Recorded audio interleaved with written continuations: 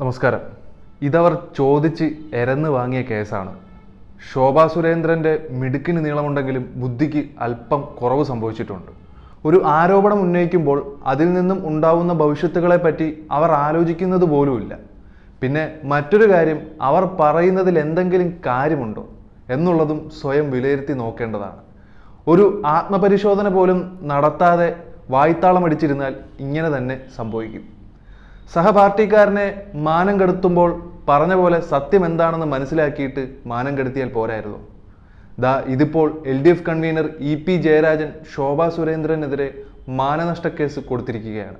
Kannur judicial 1ാം class magistrate കോടതിയിലാണ് case file ചെയ്തിരിക്കുന്നത്. വ്യാജ ആരോപണങ്ങളിലൂടെ അപകീർത്തിപ്പെടുത്തിയെന്നുള്ളതാണ് കേസ്. EP ജയരാജൻ 3 തവണ BJPയിൽ ചേരാൻ വേണ്ടി ചർച്ചകൾ നടത്തിയെന്നും അതിനുവേണ്ടി ഡൽഹിയിലെ ഒരു ഹോട്ടലിൽ കൂടിക്കാഴ്ചകൾ നടത്തിയെന്നൊക്കെയുള്ള ആരോപണങ്ങൾക്കെതിരായിട്ടാണ് അപകീർത്തി ഉണ്ടായതെന്നുള്ളത് ചൂണ്ടിക്കാണിച്ചുകൊണ്ട് EP ജയരാജൻ കേസ് കൊടുത്തിരിക്കുന്നത്.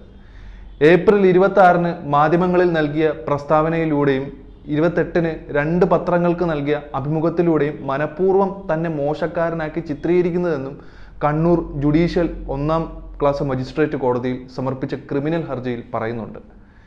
ഈ ഹർജി ശനിയാഴ്ചത്തേക്കാണ് ഇപ്പോൾ മാറ്റിവെച്ചിരിക്കുന്നത്.